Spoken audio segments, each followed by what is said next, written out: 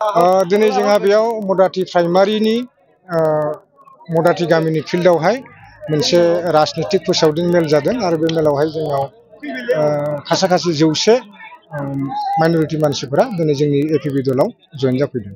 बेखौ जों नुदों जे पर्बजरायाव दिनैनिल' खोथा नङा बिटिसि एकर्ड जानानै दिनै 22 बोसोर जानानै थांबाय। दिनैसिमबो 22 बोसोर सिगाङाव जोंनि लामाफोरा जेरोखम अबस्थायाव दंमोन दासिमबो बे एखे अबस्थायावनो दङ। जों गोबां गामिफोराव इलेक्सन केम्पेइननि थाखाय थांनाय समावहाय जोङो गारि घराजोंथ' थांनो हाया, जों थाबायनानै थांनो गोनां जादों।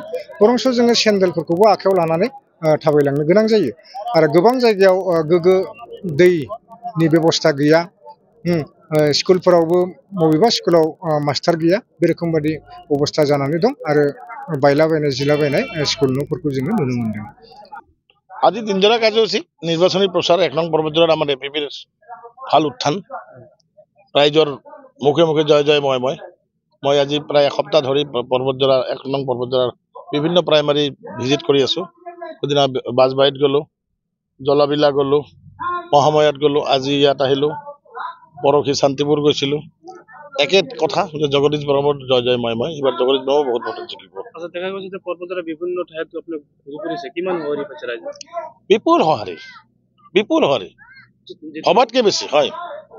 জিকিব মানে বহু ভোটত জিকিব। তাৰপিছত কিমানখন আসন পাব বুলি ভাবে আপোনালোকে? আসন এতিয়া চাওক, আমি আমাৰ দলৰ অবজাৰ্ভ হিচাপে, আমাৰ দলৰ মানে আমি অনুভৱ কৰা হিচাপে, ৰাইজৰ সঁহাৰি হিচাপে আমি 12ৰ পৰা 15খন আসন পোৱাৰ সম্ভাৱনা আছে, যদিহে আজিৰ দিনলৈকে আমাৰ যদি যি প্ৰচাৰ চলি আছে সেই প্ৰচাৰ চলি থাকে অনাগত দিনলৈকে। তেওঁতো শান্তিৰ মাজত কি দালালিহে কৰিছে, তেওঁ ক'ত শান্তি আনিছে? তেওঁ মিডিয়েটৰ আছিলে, মধ্যস্থকাৰী এজনে তেওঁ নিজে শান্তি আনা বুলি ক'লে হ'ব নেকি? যদি শান্তি আহিছে তেতিয়াহ'লে হাগ্ৰামা মহিলাৰে বিটিচি সৃষ্টি কৰাৰ পিছত যদি মানে কেছমুক্ত হৈ জেল কাৰাগাৰ মুক্ত হৈ যদি মুকলি আকাশত ৰাইজৰ লগত চলা ফিৰা কৰিব পাৰে, ৰঞ্জন দৈমাৰী পাৰিব লাগিছিল।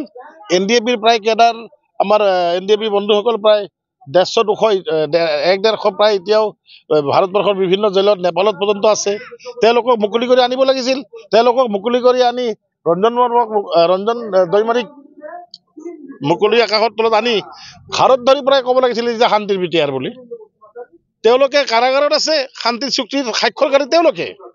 ৰঞ্জন দৈমাৰী ডাঙৰীয়া হৈছে শান্তিৰ চুক্তিৰ স্বাক্ষৰকাৰী। সেইজন ব্যক্তি কাৰাগাৰত আছে আজি, মানে চাৰিদিবাৰৰ মাজত অন্ধকাৰত, কেনেকে শান্তি বুলি কয় তেওঁ?